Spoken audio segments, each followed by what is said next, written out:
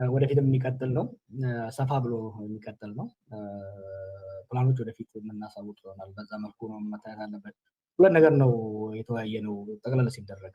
አንዱ አሁን ልደቱ እንዳለው የተካሄዱ ያሉ ትግሎችን ለማቀናጀት የተቀናጀ ትግል ለማካሄድ በትግልና በሰላማዊ መልኩ እየተንቀሳቀሱ ያሉ በተለያየ አደራጀት ያሉ ተዳበውና ተደጋግፈው ለድል እንዲበቁ የማቀናጀት አስፈላጊነት ላይ ውይይት ተካሂዷል።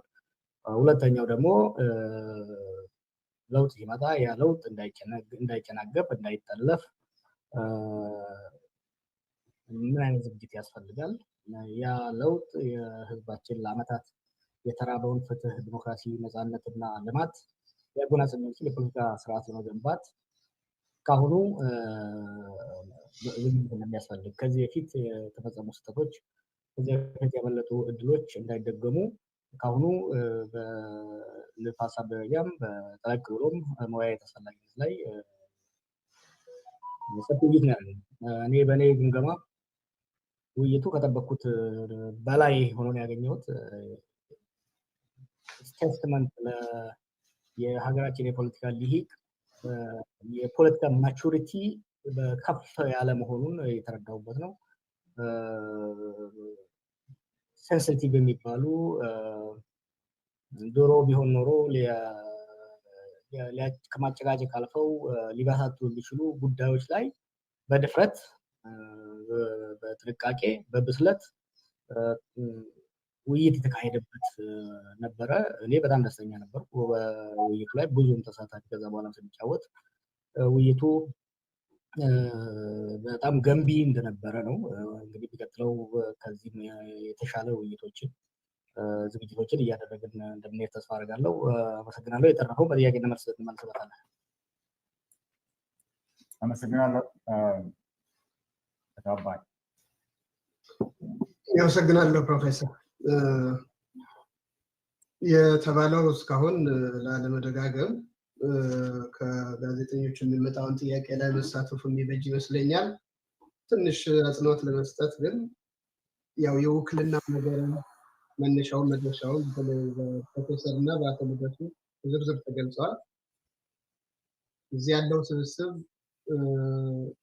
አንዳንዴ ከሳሽም ተከሳሽም ነው።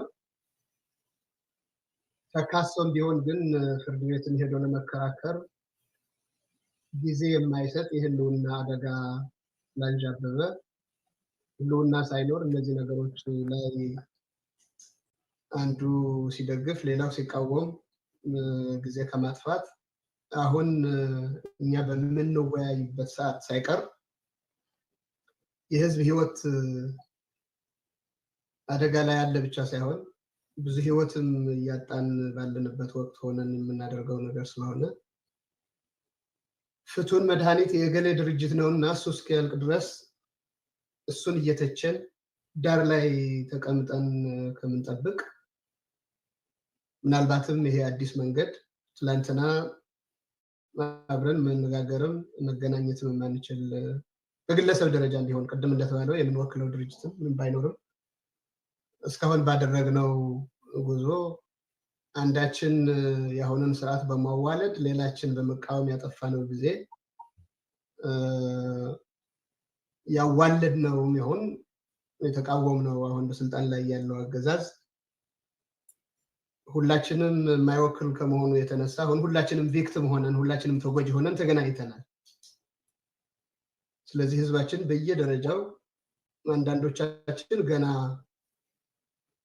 ኢትዮጵያዊነቱን ሁሉ እስክንጠየፍ ድረስ እንዲያውም ጭራሽ ኢትዮጵያውያን ጋር አብሮ ለመኖር አያስፈልግም እና ሌላ መንገድ እንጀምር ብለን ሌላ ሀሳብ ውስጥ የገባን ሰዎችም ጭምር እዚህ የተቀላቀልንበት ምክንያት ለመውጣትም ለመቆየትም ከውይይትና ከመተባበር ውጪ ሌላ አማራጭ የለም ከሚል ነው።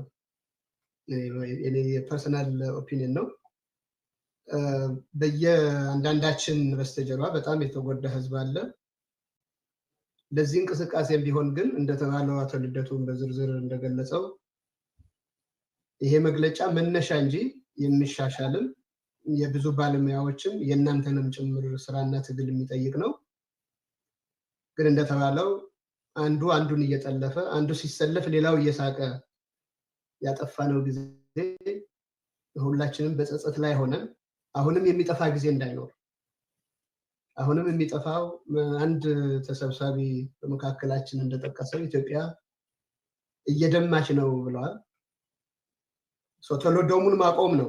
ከዛ በኋላ ሰርጀሪ ትደረግ ወገሻ ይምጣላት የሚለውን ነገር በኋላ የሚመጣ ክርክር ነውና አሁን እየደማ ያለው እየጠፋ ያለውን ህይወት ለማቆም በሁሉም አቅጣጫ የሚታገለ ኃይሎች አትሊስት እንደዚህ በመነጋገር መቀራረብ ይቻላል ወይ ማቀናጀት ይቻላል ወይ? because ስርዓቱ በግምገማችን ላይ ቢያንስ አንድ ትልቅ ችሎታ አለው እርስ በርሳችንን የማጋጨት በሁሉም የሀገሪቱ ክፍል አቅማችን ወደ ዋናው ጠላት ወደ ዋናው የህዝብ ጠላት እንዳይሆን አንዳችን በመደለል ሌላችን እንደ ጠላት በመፈረጅ እርስ በርሳችንን ጭምር እንዳንስማማ የሚያደርግ ስርዓት ነውና ይሄንን ስርዓት ህዝቡን አፍኖ አገሪቱ ፈርሳ ዞኑ ከተበጠበጠ በኋላ የእያንዳችን ዓላማ ማሳካት አይቻልምና መተባበሩ ይሻላል የሚል ግፊት ያለበት ነው ይሄ ጅምር። እንዳልኩት ጅምሩ ባለቤት ብዙ ነው እንደምታውቁት የኢትዮጵያ ፖለቲካ በዚህ ጉዳይ ላይ ሁሉም ላይስማማ ይችላል። ግን አሁን የሚፈለገው ጥሪው ምንድነው? በኢትዮጵያ ውስጥ በሪጅኑ ውስጥ ስቴክ አለኝ የሚል ሰው ቀርቦ እንዲያግዝ ተባባሪ እንዲሆን ጥሪ ማድረግ ነው የመጀመሪያው ስራ። ዲቴይሎቹ በባለሙያም በፖለቲከኞችም ለፓርቲዎች የሚሰጥ ጉዳይ አይደለም። እንደተግባባ ነው የእናንተንም ጭምር የሲቪኩም የታዋቂ ግለሰቦችም የማህበራትም እንጂ ለፖለቲካ ድርጅቶች ብቻም እየሰጠን መልሰን መላልሰን የተዛሳትናቸው ስህተቶች ላለመድገም ይሄን መድረክ እናዘጋጅና መድረኩ ደግሞ የሚሰጠው ምላሽ ይኖራል። ከዚህ በላይ እንግዲህ በጥያቄና መልስ የሚመጣውን ነገር መስማቱ የሚሻል ይመስለኛል። አመሰግናለሁ ፕሮፌሰር። አመሰግናለሁ አቶ አባይ፣ ሁላችሁም አመሰግናለሁ። እዚህ ላይ ወደ ጥያቄና መልስ ከመሄዳችን በፊት አቶ ይልቃልም አንድ ሀሳብ ብትጨምርበት ምን ያህል ሰፊ አስተሳሰብ ያለን ሰዎች እንዳለን ሊገልጽ ስለሚችል እድል ልስጥ። ወደዛ ከመሄድ በፊት አቶ ይልቃል ኢንጂነር ይልቃል ፕሊዝ። አመሰግናለሁ ፕሮፌሰር። ለምን እንደሆነ አላውቅም የኔን ታይትል ብቻ ስትሪም ላይ ብዙ ጊዜ ሰዎች ስለሚጽፉት ይመስለኛል ታይትል ተጽፎ ያለሁኝ ሌላው ሰው አቶም ፕሮፌሰርም የለበትም እና ለዚህ ቴክኒካል ችግር ስለሆነ አድማጭም ጋዜጠኞችንም ይቅርታ ጠይቃለሁ። ይሄ ለምን እንደሆነ እኔ ራሴ አላወቅኩም። ምናልባት ስትሪም ላይ ነበቃሉ ሁልጊዜም ስለሚጽፉ አብሮ የመጣ ነገር ይመስለኛል። እንግዲህ ሁሉም ነገር ተብሏል። ምንም የተለየ የሚጨምረው ነገር የለኝም። ምናልባት እንግዲህ ሁሉም ሰው ትንሽ የራሱን አስተያየት ይስጥ የሚል ካልሆነ በስተቀር ዋናው ነገር አገር የህልውና አደጋ ላይ ካለ እና እንዳለም መስማማት ደርሰናል በዛው በስብሰባችን ወቅት። ያ ከሆነ ደግሞ በአሰስመንታችን መሰረት ትግላችንን ማቀናጀት አለብን። ትግላችንን አቀናጅተን ደግሞ ይሄ መንግስት ካስወገድን በኋላ በተደጋጋሚ የአገራችን ውስጥ እንደተከሰተው ነገር ሌላ ችግር ሳይመጣና አገራችን ደግሞ እንደምታውቁት አሁን ያለው ነገር ሁሉም የብሔረሰብ ንቃት ተደርጓል። የብሔረሰብ ንቃት ደግሞ በራሱ መልካም ነገር እንዳለውና የመብት ማስጠበቁ እንዳለው ሆኖ ደግሞ መገፋፋትና ሌላም ነገር ይዞ እንዳይመጣ ያንን ቅሬታን የማለዘብ ጉልበት እንዲኖርና ኃላፊነት በተሞላበት መልኩ ነገሮችን ለማስኬድ እንድንችል ከዛም አልፎ ደግሞ የጋራ ራዕይ እንዲኖርንና መጠራጠርና አለመተማመን የኢትዮጵያ ፖለቲካ ዋና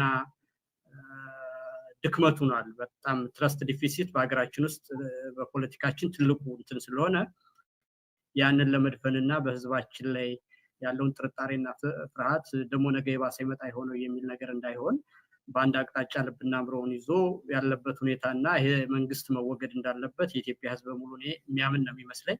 ያ ከሆነ ደግሞ ነገን በአስተማማኝ ሁኔታ ማየት እንዲችል እንደዚህ አይነት ከተለያየ የፖለቲካ ስፔክትረም ያለን ሰዎች ተሰባስበን በልዩነት ውስጥ መስራት እንደምንችል ማሳይተን ያንንም በሚገባ ግልጽ በሆነ ሁኔታ ከየት ተነስተን የት እንደምንሄድ ቅድም እንዳልነው አካባቢ ያለንበትን ሁኔታ ገምግመናል። ትግላችንን ማቀናጀት እንዳለብን አውቀናል።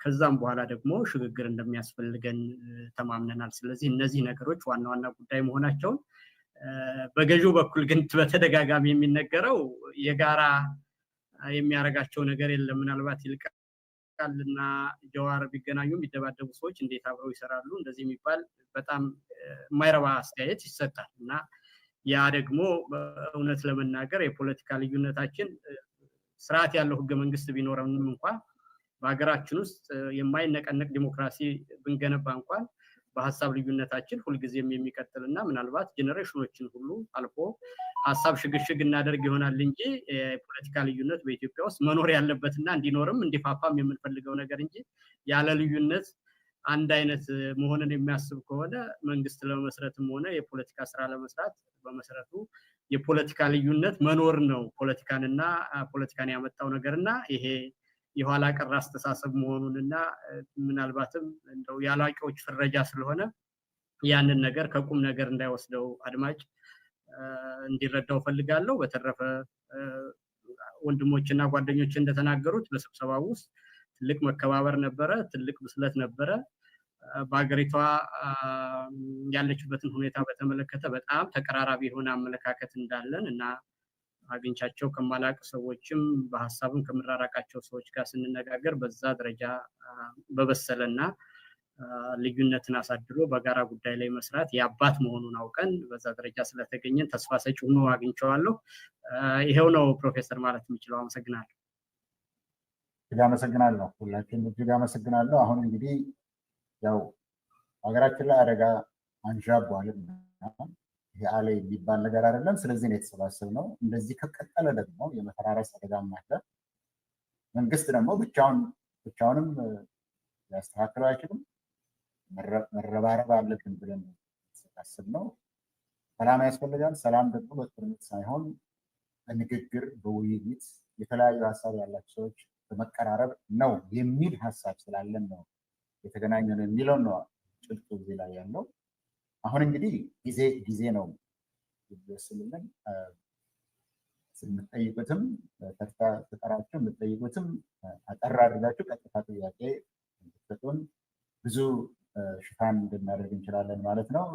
መልስ ሰጪዎችም መልስ ስትመልሱ አጠር አድርጋችሁ በቀጥታ እንድትመልሱ እየጠየቅኩኝ አሁን ወደ ጥያቄና መልሱ እንሄዳለን። አስቀድሞ የጥያቄ እድል ሰጠው ቴድሮስ ነው። ቴድሮስ ቀጥል። እሺ፣ አመሰግናለሁ። ቴዎድሮስ ጸጋዬ ነኝ ከርዕዮት ሚዲያ። በጣም ደስ የሚያሰኝ ኢኒሼቲቭ ነው። እንደዚህ አይነት ርዕዮተ ዓለም ብሔርም አካባቢያዊ ማንነትም ተሻጋሪ ጥምረት መኖሩ በጣም ደስ ያሰኘኛል። በርዕዮት በኩል ማናቸውንም አይነት ድጋፍ ለዚህ አይነት የህልውና ትግል መሳካት አስተዋጽኦ የማድረግ ሙሉ ፈቃደኝነትና ፍላጎት አለን። አንድ ጥያቄ ነው የተባለው። ስለዚህ አስተያየት መስጠት በጣም ባጭሩ ብችል እወዳለሁ። ሲከለከል ስላልሰማሁ አንድ ጥያቄ ብቻ ለማቅረብ እንዲመቸኝ፣ እንደዚህ አይነት ስብስብ በሚኖርበት ወቅት ለመሰባሰቡ እንዲጠቅም ሲባል አንድን ህብረተሰብ በተለያየ ጊዜ ማለት በኢትዮጵያ ውስጥ የትኛውም የፖለቲካ አመለካከት ያለው ኃይል እንዲህ ባለ የህልውና ትግል ውስጥ መሳተፍ እንዳለበት አምናለሁ። በተቻለ መጠን አኮሞዴቲቭ መሆኑም እጅግ ተገቢ ነው። እናንተ የወሰዳችሁትንም ኢኒሼቲቭ ከልብ አከብራለሁ፣ አደንቃለሁ። ግን አንድን ፓርቲኩላር ህብረተሰብ ያለምንም ለትርጉም አሻሚነት ካንሰር ሲሉ የገለጹ ሰዎች በዛ አስተሳሰባቸውም ለመቀጠላቸው ማለት ላለመቀጠላቸው ምንም አይነት ፍንጭ ያልሰጡ ሰዎች ስብስባችሁ ውስጥ ሲካተቱ የሆነ ካንሰር ተብሎ የተጠራው ህብረተሰብ ህልውና የማያሳስባችሁ ሊመስል የሚችልበት እድል ስላለ በነዛ ሰዎች በኩል ልትወክሉ የፈለጋችሁትን አመለካከት ምን እንደሆነ ባላቅም ብትወክሉም ያንን ባላሉ ሰዎች ብታረጉት እንደዛ ያለ አንድን ህብረተሰብ እንደ ህብረተሰብ ካንሰር ብለው ባልገለጹ ሰዎች እነዛ የፖለቲካ አመለካከቶች ቢወከሉ ለህልውናው ትግል እንቅፋት ትቀንሳላችሁ የሚል አስተያየት ማቅረብ እወዳለሁ። ወደ ጥያቄ ልሻገርና አገዛዙ እንዲህ ያሉ በአስተያየቴም ላይ አስተያየት ብትሰጡበት በጣም ደስ ይለኛል። በነገራችን ላይ በጥያቄ ላቅርብና አገዛዙ እንዲህ አይነት ጥምረቶችን ሁልጊዜ ሲከስ የሚሰማው የውጭ ኃይሎች ያደራጁት ነው፣ የውጭ ኃይሎች የላኩት ነው፣ የውጭ ኃይሎች እንዲህና እንዲያ የተልእኮ የሰጡት ነው ወዘተረፈ ብሎ ነው። እዚህ ስብስብ ውስጥ የውጭ ኃይሎች እጅ አለ ወይ? ለክላሪቲ ይህንን በደንብ ብትመልሱ ደስ ይለኛል። ይሄ አፈርና አገር በቀል ኢኒሼቲቭ ነው ወይስ የውጭ ተልእኮ ያለው ነው? አንድ የአገዛዙ የፕሮፓጋንዳ መስመር ስለሆነ ነው። ሌሎች ጥያቄዎችን በፎሎ አፕ እድል የሚሰጥ ከሆነ አነሳቸዋለሁ። በጣም አመሰግናለሁ።